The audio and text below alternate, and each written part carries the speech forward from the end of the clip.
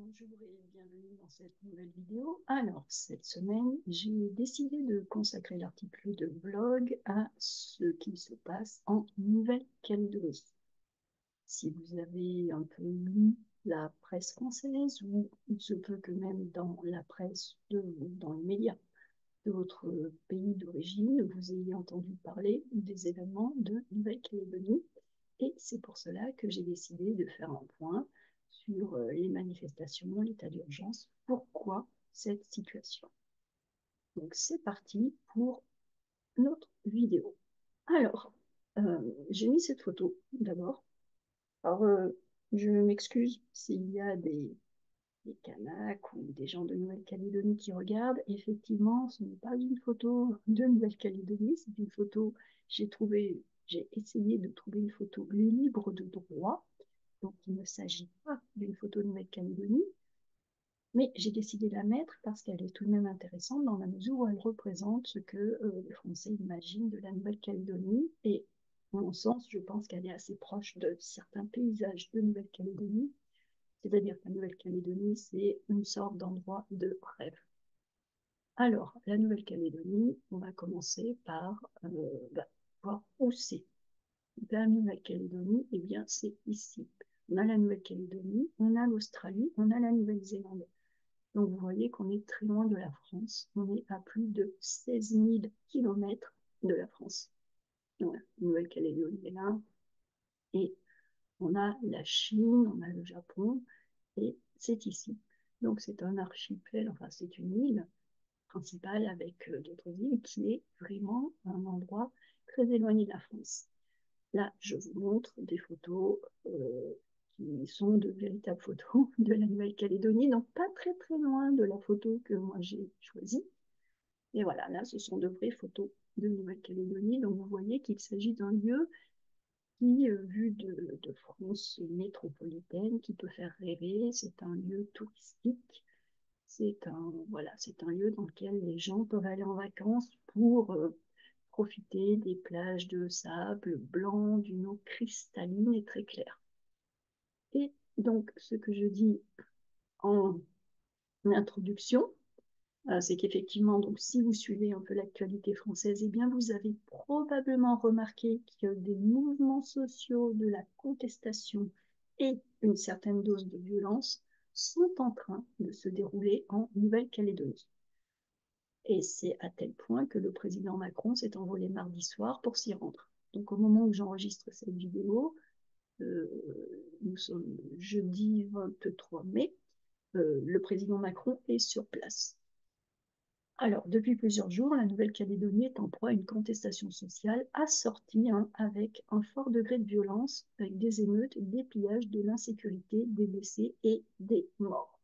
Donc, je suis également allée chercher quelques images de la Nouvelle-Calédonie et des émeutes. Et bien voilà, effectivement, si vous regardez la presse, voilà, n'importe quel média, voilà le genre d'image que vous allez trouver parce que, effectivement, c'est ce qui arrive en ce moment en Nouvelle-Calédonie. Voilà. Donc, c'est vraiment, il y a de fortes tensions, il y a beaucoup de violence. Et comme je l'ai dit, il y a également, c'est allé jusqu'à des morts. Alors, donc, si j'ai choisi de vous parler de la Nouvelle-Calédonie, dans la perspective de vous offrir des clés historiques et culturelles, eh bien, c'est pour vous aider à mieux comprendre les événements actuels dans leurs grandes lignes. Attention, hein. Pour vous qui apprenez le français, il est nécessaire de connaître un peu l'histoire française, l'histoire française en général, mais en particulier aussi de l'histoire française depuis un point de vue colonial. Parce que la France a été, et encore, à un certain degré, un empire colonial. Donc ça, c'est quelque chose à connaître. Et c'est pour ça que je vous propose cet article. Donc, parce que vous pourriez tout à fait devoir étudier un document authentique qui parle de Nouvelle-Calédonie ou encore de Martinique ou de La Réunion. Et il faut savoir pourquoi. Pourquoi c'est français tout ça, alors que c'est très loin de la France métropolitaine. Donc, je ne vous demande pas de devenir un ou une spécialiste des dom-tom, mais rien que ce mot, voilà, rien que ce mot, il faut le connaître. Dom-tom. Les DOM, ce sont les départements d'outre-mer. Outre-mer, c'est ceux qui sont plus loin que la mer. Donc, ce n'est pas la France métropolitaine, ce n'est pas la Corse. C'est ce qui est plus loin. Donc, les départements d'outre-mer et les territoires d'outre-mer. On ne vous demande pas d'être spécialiste de ça. On ne vous demande même pas de connaître la différence entre un DOM, un département, et un TOM, un territoire. Ce sont des différences un peu fines, des différences en termes de statut, des différences juridiques. On ne vous demande pas de connaître ça, mais on vous demande de savoir qu'ils existent. Donc, voilà, à votre niveau, il est nécessaire d'avoir une vue d'ensemble de la question. Et je tiens tout de suite à préciser que c'est la même chose pour moi. Je ne suis pas historienne, je ne suis pas sociologue, mais je me suis renseignée pour pouvoir vous livrer cet article et cette vidéo. Et pour pouvoir vous aider à mieux comprendre l'actualité française, l'histoire française, les décisions politiques et la culture. Donc, je vous propose cet article dans le but d'avoir une vue d'ensemble. Et c'est une vue d'ensemble qui est imparfaite, parce que si on voulait vraiment plonger dans l'histoire de la Nouvelle-Calédonie ou dans l'histoire de l'Empire colonial, ça prendrait des heures, des heures et des heures. Mais je vous donne une vue d'ensemble, et cette vue d'ensemble, en tant qu'étudiant de français, ça vous suffit. Voilà. Allez, on est parti. Donc, on commence avec un peu d'histoire de la Nouvelle-Calédonie. Alors, donc, la Nouvelle-Calédonie se situe dans l'océan Pacifique. Il s'agit d'un ensemble d'îles situées à plus de 16 000 km de la France métropolitaine. Comme je dis, on est assez proche de l'Australie, et c'est ce que je vous montrais là, la Nouvelle-Calédonie. Euh, Au passage, la Nouvelle-Calédonie, vous pourrez également rencontrer le nom Le Caillou, comme une pierre, Le Caillou. Voilà, c'est un autre nom qui est donné à la Nouvelle-Calédonie. C'est à savoir, dans les médias, parfois on peut parler du Caillou. C'est la Nouvelle-Calédonie. Donc, la Nouvelle-Calédonie, c'est loin de la France. Alors, ben, un peu d'histoire, parce que pourquoi cette île et ces plusieurs îles, hein, une île principale et des petites îles, pourquoi ces îles sont françaises? Alors, à la fin du XVIIIe siècle, donc le XVIIIe siècle, c'est en 1700 et quelques, eh bien, le navigateur anglais James Cook a découvert une terre qu'il a baptisée New Caledonia. Alors, étymologiquement, Caledonia, ça fait référence à l'époque à un terme écossais, l'Écosse. Et donc, c'est ce navigateur anglais, c'est celui également qui est arrivé en Nouvelle-Zélande, enfin, qui a vraiment été un explorateur de cette partie du monde. Eh bien, cet homme, cet explorateur, ce navigateur, découvre une nouvelle terre. Et il la baptise New Caledonia. Alors, bon, ben voilà, il la baptise et puis il repart, hein. Et au tout début du 19e siècle, il y a des chasseurs à la baleine, les baleines, les énormes, énormes, énormes poissons, ils sont énormes. Des chasseurs à la baleine et des commerçants ont commencé à s'y installer. Parce que s'il y avait voilà, les chasseurs à la baleine, eh bien, enfin les chasseurs de baleines plutôt que chasseurs à la baleine, hein, un peu plus exact, les chasseurs de baleines avaient besoin d'acheter des choses. Donc, il a fallu quelques commerçants qui sont venus s'y installer. Et ces commerçants ont été suivis d'assez près par, devinez quoi, comme tout endroit qui était tranquille à l'autre bout du monde, il a fallu que nous, les Occidentaux, on vienne porter la bonne parole. Et donc, ça a été suivi par des évangélistes anglais protestants qui sont venus bien convertir le peuple, voilà. Et donc, effectivement, ça s'est soldé par des premières conversions.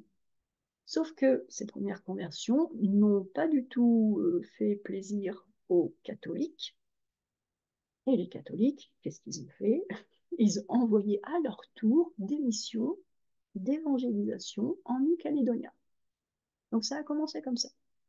Et puis, en 1853, donc là on est déjà à la moitié du 19e siècle, en 1853, donc c'est assez tard en termes de colonisation. On est vraiment sur les dernières terres colonisées, au milieu du 19e siècle, c'est très tard. En 1853, sous Napoléon III, eh bien, la Nouvelle-Calédonie est proclamée un territoire français.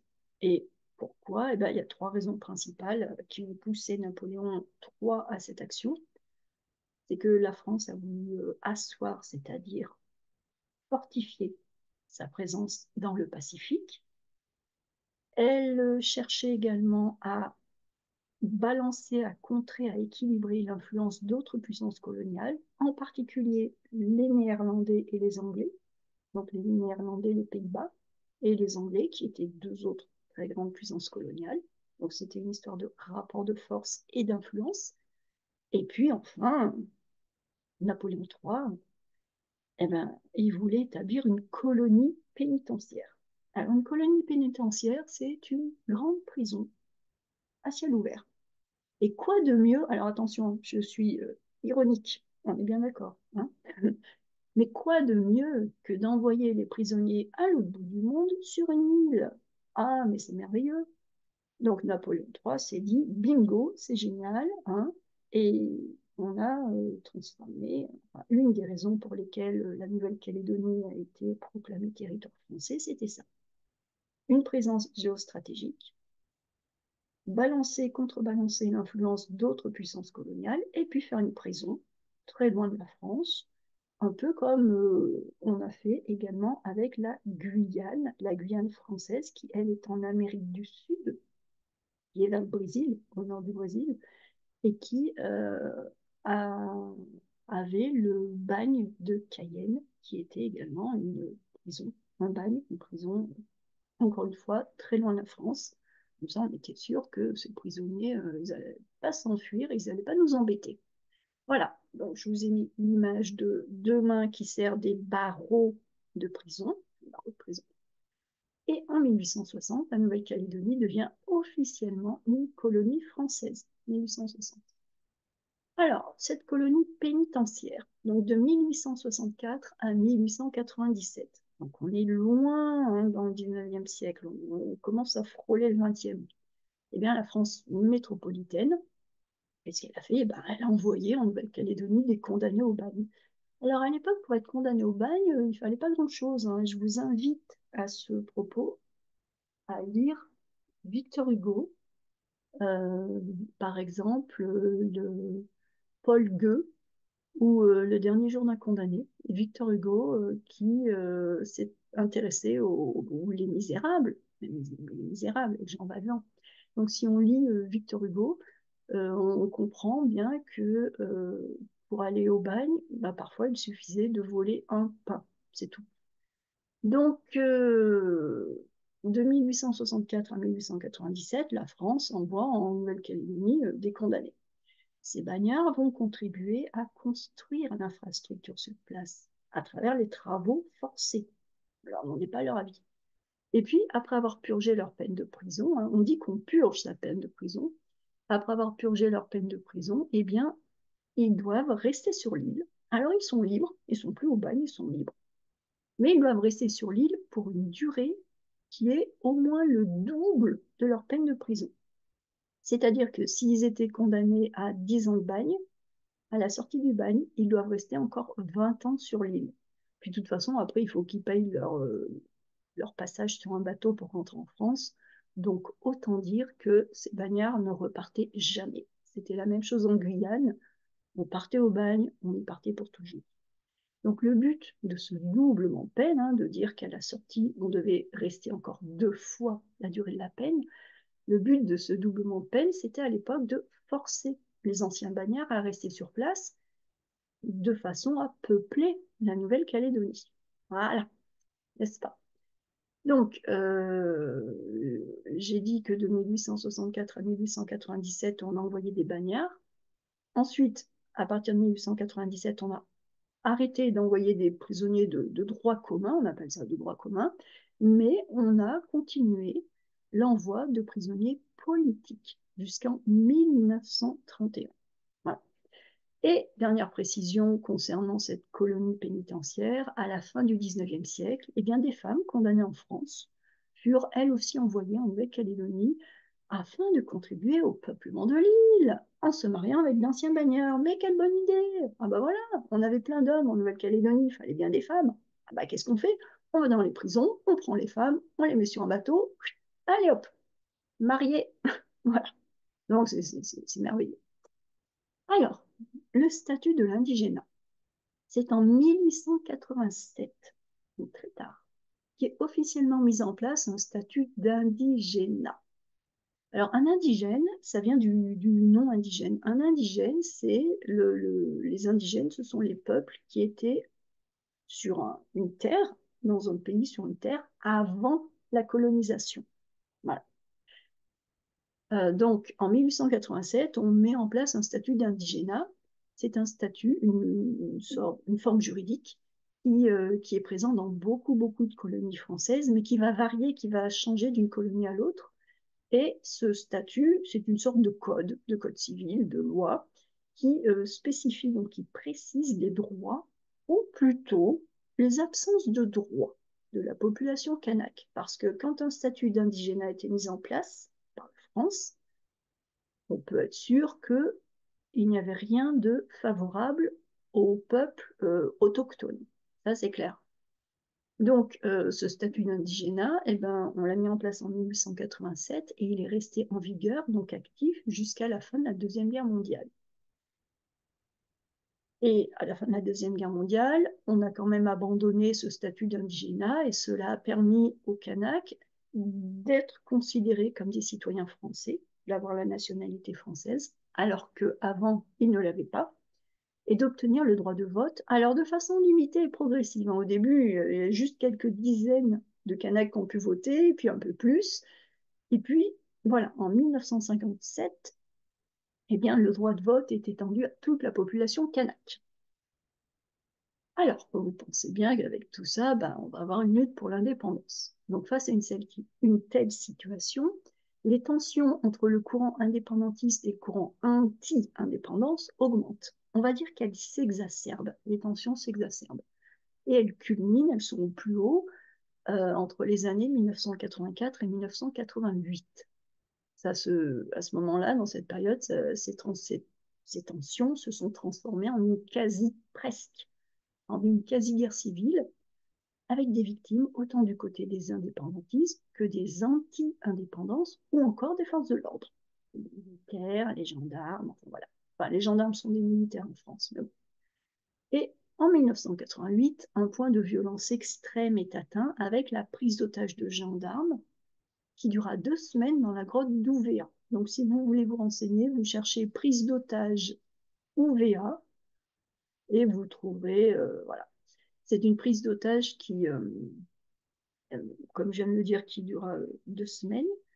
Euh, Elle s'est résolue dans un bain de sang, une forte violence, des morts de chaque côté, hein, des morts de part et d'autre, c'est-à-dire dans chacun des cas opposés. Ça a vraiment été un paroxysme de violence. Et donc, aux événements, vous notez comme les Français sont pudiques ou, ou hypocrites, je vous laisse choisir. On parle des événements.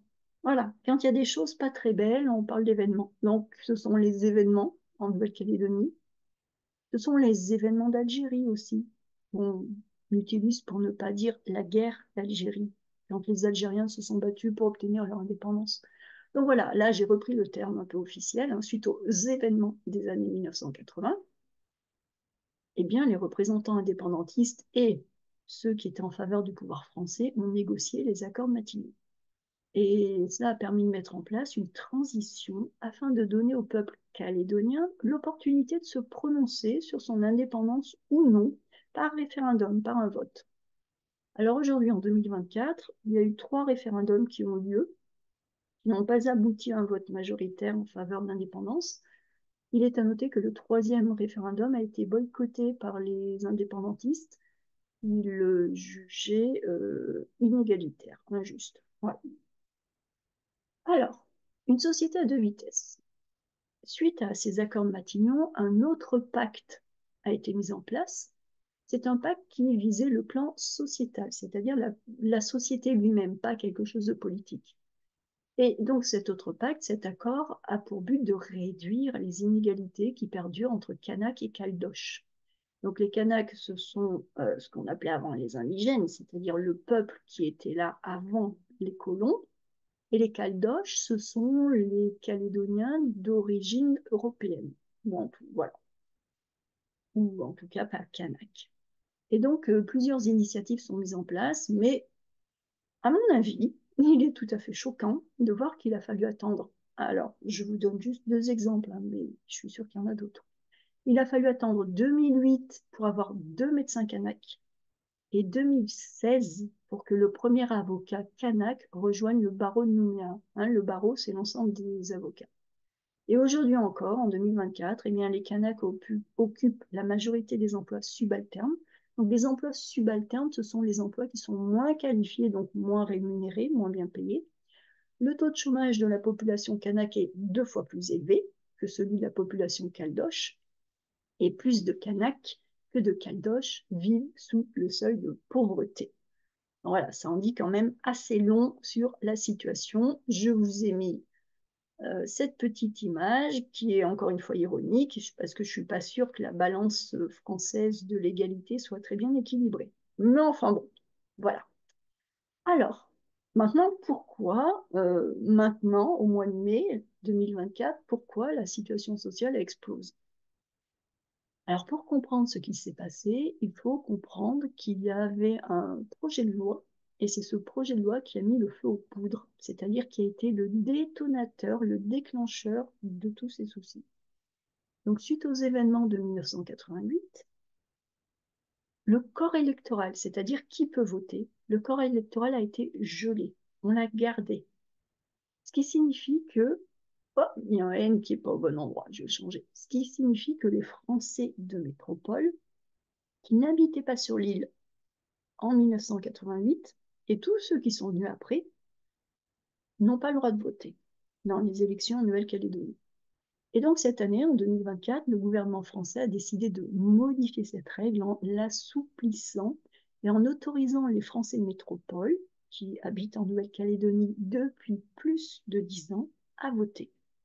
Et pour les Kanaks, l'intégration de ces Français signe la fin de leurs espoirs d'indépendance, puisque le poids en termes de nombre de voix, de nombre d'habitants, le poids des non-Kanaks va fortement augmenter dans la proportion d'électeurs. Et c'est effectivement ce qui a déclenché toute cette violence. Voilà. Donc, voilà pour ce panorama. Je pense qu'avec ça, vous en savez assez pour comprendre les grandes lignes, pour naviguer, les médias.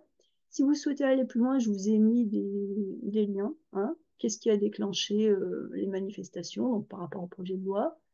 Ensuite, le projet de loi a été adopté à l'Assemblée nationale, donc il faut encore le faire voter au Sénat. Mais bon, voilà, il a été adopté dans la première étape. Et puis, ce texte, ce lien qui vous donne du vocabulaire utile par rapport au contexte de Nouvelle-Calédonie. Voilà, voilà, voilà. Et enfin, je vous explique pourquoi il est important de connaître l'histoire et la culture française quand on apprend la langue française. Eh bien, comme je le dis, l'actualité brûlante qui se déroule en ce moment en Nouvelle-Calédonie nous montre à quel point il est important pour un étudiant en langue française de connaître, ne serait-ce qu'un peu, d'histoire. Il ne s'agit pas de devenir un spécialiste de l'histoire, de la littérature, de la géographie ou de la culture française, mais il est absolument nécessaire, quand on étudie le français au niveau perfectionnement, d'avoir une connaissance de base, une vue d'ensemble de la culture française. En effet, avoir ces connaissances de base vous permet de comprendre l'actualité française, vous pouvez lire la presse ou regarder les informations en comprenant de quoi il est question. En outre, si vous passez un examen comme le DELF ou le DALF, eh bien, vous aurez à lire et écouter des documents authentiques. Et ces documents, issus des médias français, pourraient tout à fait reprendre ces thématiques. Donc voilà pourquoi il est important d'avoir une culture générale qui couvre dans les grandes lignes l'histoire, la géographie, la culture de la France.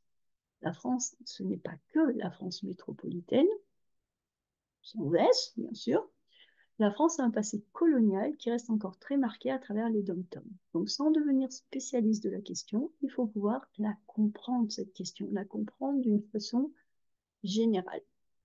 Et donc, si vous souhaitez, eh bien, vous pouvez suivre soit les cours de français que je propose, les cours particuliers, ou si vous préférez travailler en ligne et en autonomie, eh bien, vous trouverez cela dans les cours de perfectionnement que je dispense sur sandrinescoffier.com/apprendre et le cours de perfectionnement intégral, qui est le cours dans lequel chaque mois, on prend un nouveau sujet d'actualité et on l'explore à travers des documents authentiques. Donc c'est un cours que vous pouvez suivre comme vous voulez, au rythme que vous préférez. Quand vous achetez ce cours, vous avez accès à toutes les archives, vous avez un accès illimité, et donc c'est le meilleur des deux mondes parce que vous travaillez en autonomie en fonction de votre vie, de vos impératifs, de votre emploi du temps. Vous pouvez choisir les thèmes qui vous intéressent et en même temps, chaque mois, vous avez un nouveau thème et chaque semaine, vous avez de nouveaux documents d'actualité à étudier. Donc, vous travaillez en parallèle vos compétences linguistiques et en même temps vos compétences culturelles. Donc, voilà. Donc, voilà pour cette vidéo. J'espère vraiment que cela vous aide à mieux comprendre ce qui se déroule en ce moment, ce qui se joue en Nouvelle-Calédonie. Je vous souhaite une excellente semaine et je vous dis à très bientôt.